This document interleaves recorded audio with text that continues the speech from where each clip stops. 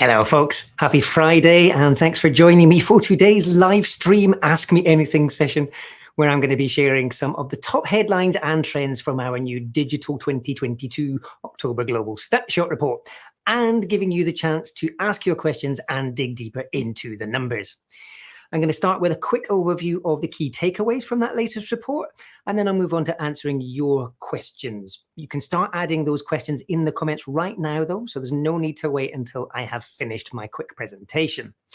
And as always, remember that you can also dig into all of the latest stats and trends and everything that I'll be sharing with you today completely for free and whenever you like over on Data Reportal. We've got data from pretty much every country in the world in our free online library over there, and some of that data covers more than 10 years of trends as well. So do head over to datareportal.com whenever you need a digital stat. Now, today's session will focus on the latest report in that Global Digital Report series, though, so let's dive straight into the top findings.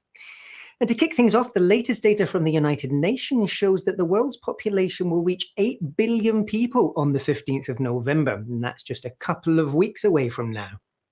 Now, this figure is less than 1% higher than it was this time last year, and the United Nations reports that the global population is currently growing at its slowest rate since the 1950s.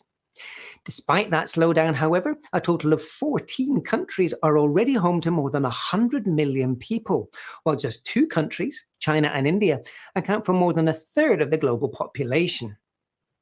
Just for a bit of fun perspective, though, you might like to know that humans are still a long way behind ants. Earlier this month, scientists reported that there are at least 20 quadrillion ants on Earth today. That's 20 million billion, meaning that there are now roughly 2.5 million ants for every person on the planet. Turning our focus to the world of digital, story number 9 this quarter is that most people, even when given the choice, still accept cookies. Research from GWI shows that just 37% of working-age internet users ever decline cookies, suggesting that almost 2/3 of us simply click those accept all buttons and move on. Now, that doesn't necessarily mean that cookies are welcome, of course, nor does it mean that we shouldn't be doing more to protect people's privacy. And in fact, our assessment of this finding is that people simply want to get past those frustrating cookie pop-ups as quickly as possible in order to get to the content that they were actually looking for. And therein lies an important learning for any marketer who still insists on displaying any kind of irritating pop-up when a visitor arrives on their website. Moving on to number 8, people still appear to be investing in crypto despite tumbling valuations. GWI's latest data shows that the number of people who own at least one form of cryptocurrency increased by 1.7% between April and June, despite the valuation of Bitcoin tumbling by almost 60% in the first 6 months of this year. Roughly 1 in 8 working-age internet users now own some kind of blockchain-based currency, but that figure rises to more than a quarter in Turkey and in Argentina. However, with crypto valuations continuing to fluctuate wildly through Q3 and into Q4, it'll be interesting to see whether those adoption figures continue to rise in the next waves of GWI's research. Story number 7 this quarter reveals that podcasts are growing in popularity. Yet more great data from GWI shows that the number of people listening to audio shows has grown by 6% over the past year, while the amount of time that those people spend listening to podcasts has grown by 7%. The typical working-age internet user now listens to more than an hour of podcast content each day, which means that adults across GWI's 48 survey countries should spend a combined total of more than 24 million years listening to podcasts in 2023. In at number 6 this quarter, data from Ericsson shows that the world's 6.7 billion smartphones now use more than 100 billion gigabytes of cellular data every month. The average global smartphone user now consumes 15.2 gigabytes of cellular data each month, which is almost 30% more than they consumed this time last year. And remember, that's just cellular traffic too, and these figures don't include the data that we use over Wi-Fi. Ericsson's data also shows that global cellular data traffic is currently growing by almost 40% per year, although that's actually the slowest annual growth rate that the company has ever reported. Heading into the top 5, YouTube has recaptured the lead from TikTok when it comes to time spent in social media apps. New analysis from data.ai shows that Android users spent an average of 23.4 hours per month using the YouTube app in Q2, compared with 22.9 hours per month for TikTok. And we were also interested to see that the average time spent using Facebook's app has actually increased over the past few months too, up from an average of 19.4 hours per month in Q1 to 19.7 hours in Q2. And in fact, we've got a few more surprises in our October report for anyone who believes the media myth that Facebook is dying. So do be sure to check out the full data set to learn more. And talking of myths, we're dispelling more data misrepresentation in this quarter's number 4. Now, despite a flurry of media stories over recent weeks claiming that top metaverse worlds have fewer than 100 active users, data from ActivePlayer.io paints a very different picture. The company's latest analysis shows that Fortnite now attracts more than 250 million active users each month, while Roblox and Minecraft also pull in huge active audiences. So, despite widespread skepticism, there's actually plenty of evidence to show that virtual worlds already have significant appeal.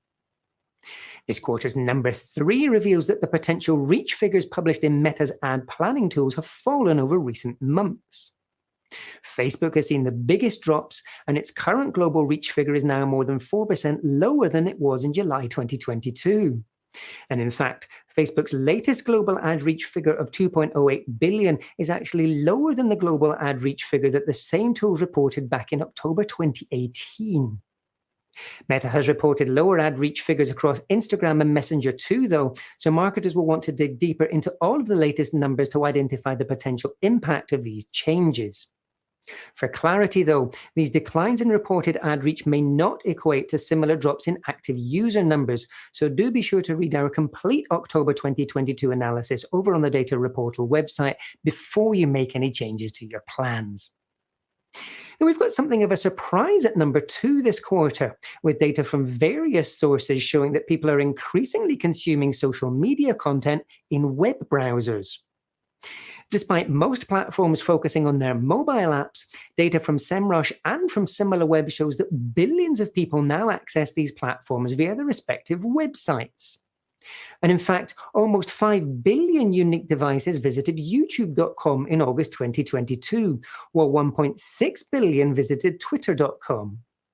However, in what might come as a big shock for Gen Z trend watchers, the biggest increase in social web consumption over recent months relates to TikTok. SEMrush reports that TikTok.com attracted more than 800 million unique visitors in August 2022, with those visitors spending a combined total of almost 300 million hours watching TikTok videos on the web. That figure only relates to TikTok's website, though, and the latest analysis from data.ai suggests that TikTok users now spend at least 23 billion hours consuming content in the platform's app every month. And we've got another surprise for our top story this quarter, too. GWI's ongoing tracking reveals that the amount of time that each person spends online has actually declined over recent months, from an average of almost 7 hours per day this time last year to 6 hours and 37 minutes today. And that means that our daily internet activity has actually fallen by almost 5% over the past 12 months. And the typical user now spends less time online than they did in the months before the outbreak of COVID-19. And what's more, GWI's data reveals that these declines are relatively consistent across geographies and across demographics. However, these declines don't indicate that the internet is losing relevance in our lives. Rather, our analysis suggests that people are simply becoming more purposeful in how they spend their time online, especially when it comes to consuming news and social media content. And as is so often the case in these briefings, the key takeaway here is that we need to deliver clear and tangible value through all of our marketing activities if we're to ensure that our audiences feel their time is well spent engaging with our content. That's all for today's quick presentation, but the good news is that we've still got plenty of time for your questions on today's live stream. So if you haven't already added them, now is a great time to pop your questions into the comments, wherever they may be on the channel that you're joining us through, and I will get to those in just a moment. Just while you're doing that, though, if you would like to connect with me after today's session, here are a few of the places that you can do that. Thanks as always to Hootsuite and We Are Social for making these reports possible, and to our wonderful data partners for allowing us to share their valuable insights.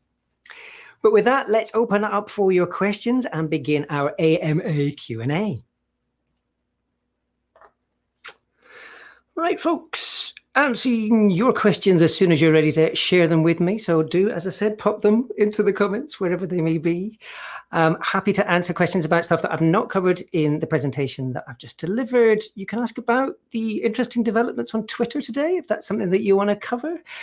You want some suggestions on how you can use the latest insights to guide your marketing plans for 2023? Absolutely one of the things that we can talk about today as well. So feel free, add those questions as you see fit, and I'll do my best to give you some useful counsel and some extra trivia to add to the stats that I've already shared with you today.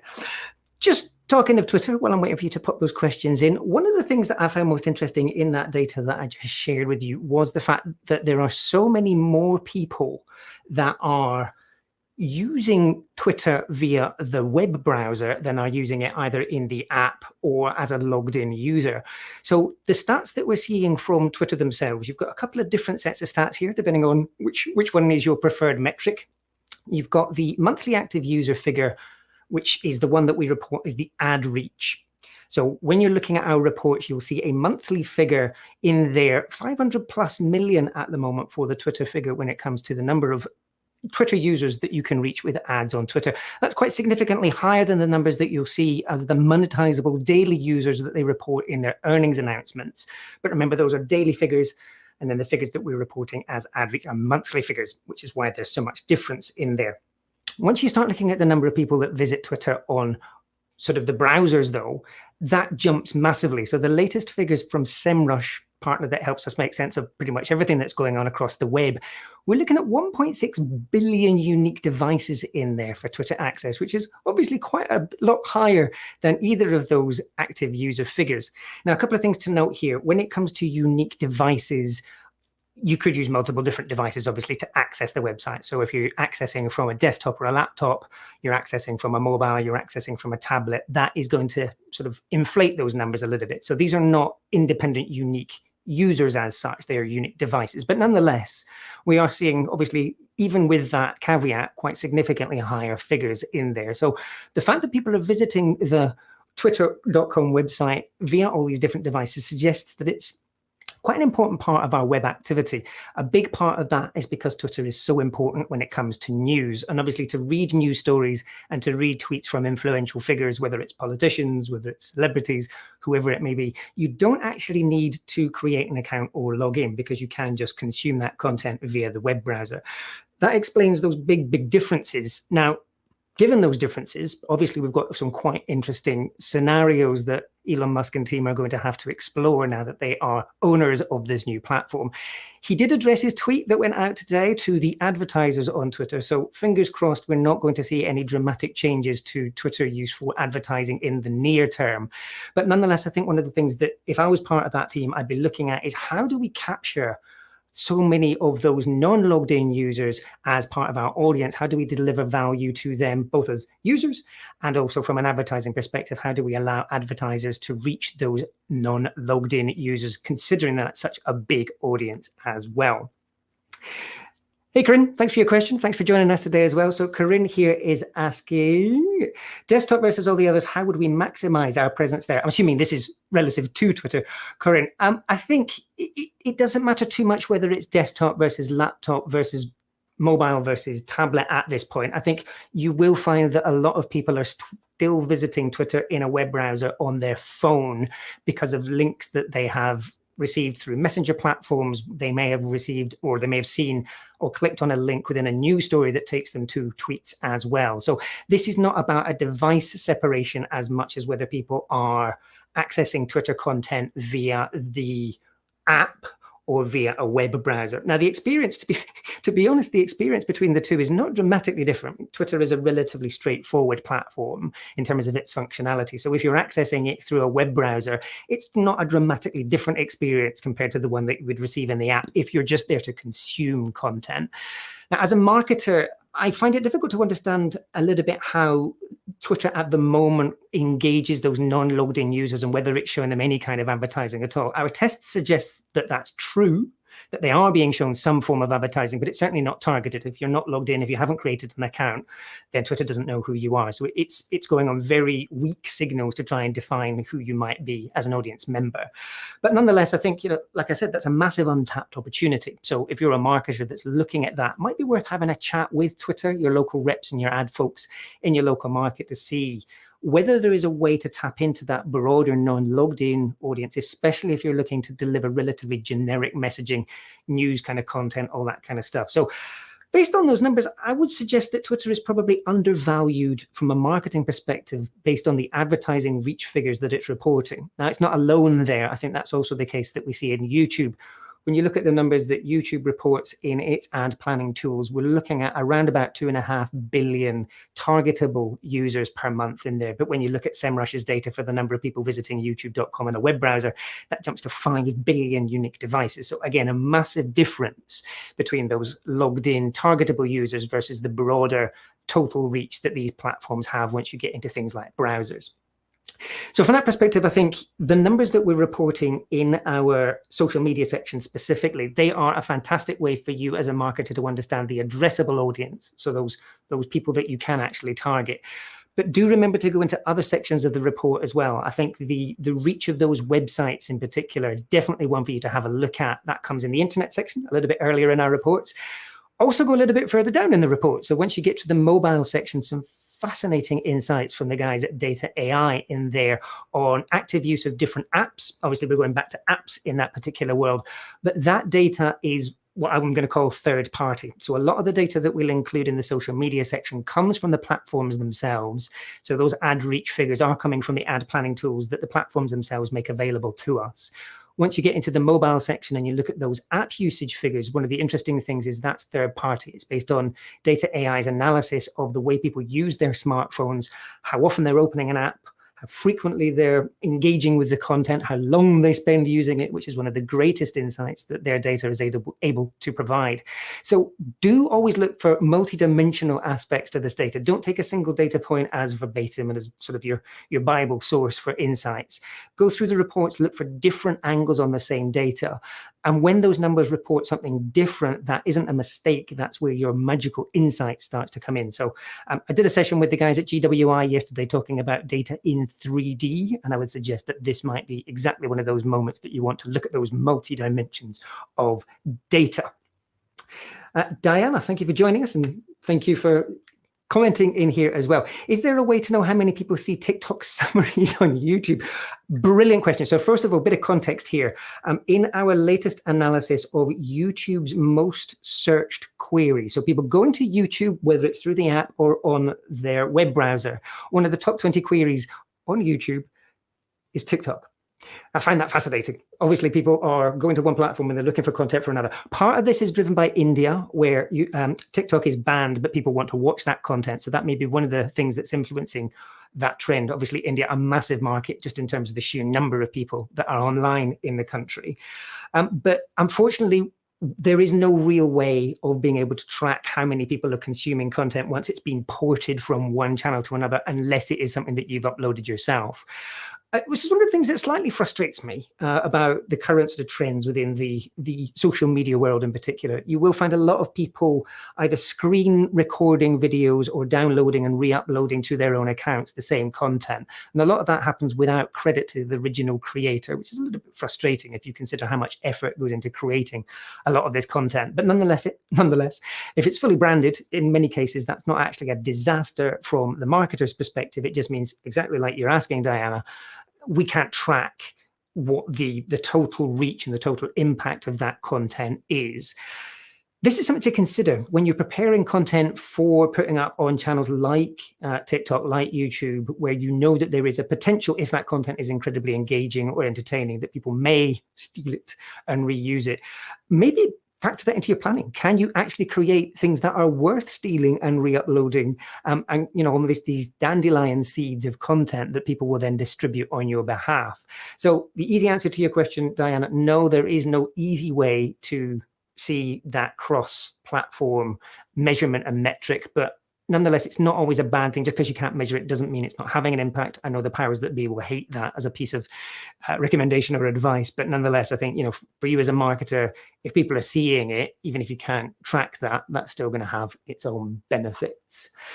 But I think from that perspective, this sort of leads me to a sort of more general piece of advice, if you like. And that's the idea that if you are creating things that people want to consume, want to reshare, want to even steal and use as their own content, that's what you want to be aiming for as a marketer, especially as we head into 2023.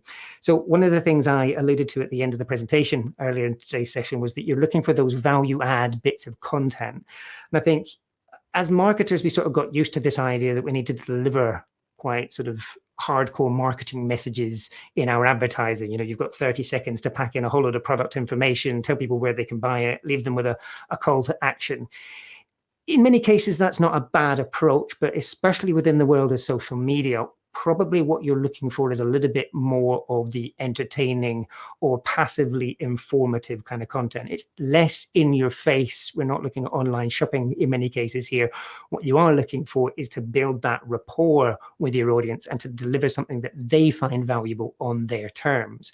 So I think from that perspective, when you are going into your creative planning into next year, whether it's now, whether it's in the early stages of 2023, have a think about what your audience is going to each of the platforms that you are going to feature in your mix for. One of the nicest sets of data in our latest reports comes from GWI, fantastic report partner. They're giving us insights into why people are using each of the individual different social platforms. And one of the key things that stands out in that data are the differences between platforms like even TikTok and Instagram. So more than 3/4 of TikTok users are going to the platform to find funny and entertaining content. A lot of people are going to Instagram for that as well, but the top ranked motivation for using Instagram is actually to share your own content and posts, which is actually quite a significant amount lower on TikTok. A lot of people go in there to be entertained rather than to share their own content. On Instagram, it's a little bit the reverse of that. A lot of people go in there to share their own content, their own posts, whether that's photos, videos, or whatever else. What is also quite interesting is that Instagram users say specifically that they go to the platform to find information about brands.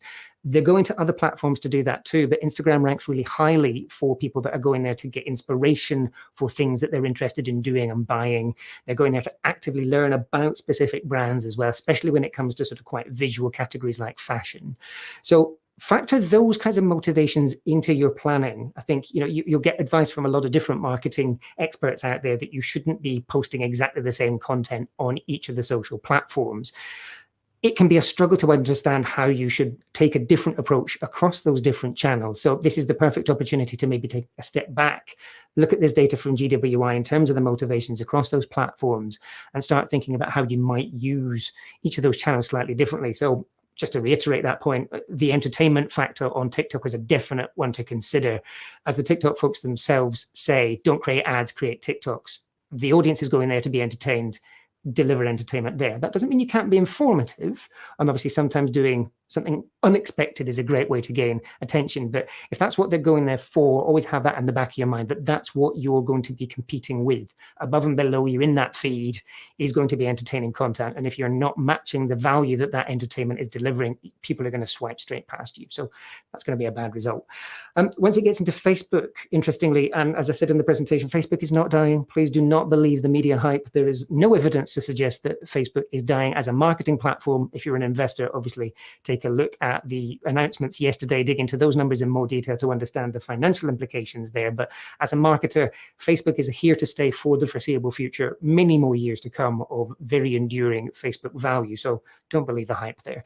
Facebook, from our users' perspective, is a place where they go to communicate with friends and family primarily. Yes, they're going there for other things too, so don't see it as just this one-dimensional platform, but it's still a very friends and family-oriented kind of environment. They will be consuming news there. They will be getting upset and angry and expressive about things in those feeds as well, but often in that conversation with friends and family too. So again, when you're creating content for the particular Facebook environment, have that at the back of your mind. How do you create things that are going to be relevant to that particular setting, such that people can engage in conversation with friends and family if that's an appropriate kind of thing? The good news, as I mentioned, all of the data that I shared with you today and all the things that I'm talking about in this post session as well, available at datareport.com. There you go. Pull on my little banner. You can see what's available there. So do dive into that content. It's all available for free. It's there whenever you need it. We've got stats covering every single country in the world and over the past 10 years for a lot of these countries as well. So if you ever need a stat, if you ever want to understand what people are doing on these platforms, the good news is all of that data is available for you there. I'm going to take another couple of questions. If anybody's still hesitant about what they want to ask, pop your questions into the comments wherever you're joining us from. I'll do my best to answer that in the next couple of minutes or so. Just while I'm waiting for you to ask your final questions here, a little bit of advance notice for what's happening next year. So the good news is we've already started work on our January 2023 reports. We've got loads of great new stats, loads of great new insights to bring you as part of our digital 2023 reports. They will be coming out starting from the 26th of January, provided nothing horrible goes wrong. Fingers crossed, we're on track for the 26th of January. The Global Overview Report, which is our big annual flagship report, that's coming out on the 26th of January. The country reports will start to come out 2 weeks after that. So we still need time to digest the 240 odd countries for which we collect data. As you can imagine, that's a bit of a mammoth task. So we will be making sure that we go through all of that data, make sure that it's all in the right places, have a chance to analyze it for you as well. And then we will be publishing that to Data Reportal and our lovely sponsor partner sites as well, starting probably around about the 9th of February. So look out for that starting then. And within all of those reports, as I mentioned, we do have a couple of very interesting new additions in terms of data points. So do look out for that. Hopefully lots more value to add to your plans and to help you make better informed decisions as of next year. Looks like that's the wrap for the questions that we've got from today. If you happen to be watching the replay of today's session and you've still got questions, by all means, pop those into the comments as well. Very happy to answer those. Just be sure to tag me, especially if you're joining on LinkedIn today. Tag me, Simon Kemp, and I will see your question in my notifications. I'll come back and answer that when I get a chance. But with that, thank you so much for joining me today, folks. I hope that presentation and Q&A session was valuable to you. If you've got any ideas or suggestions for future sessions in this series, please do pop me a note when public on LinkedIn or send me a private message if that's more appropriate. Otherwise, I look forward to seeing you again on the next one of these sessions. Thanks and have a great weekend. See you soon.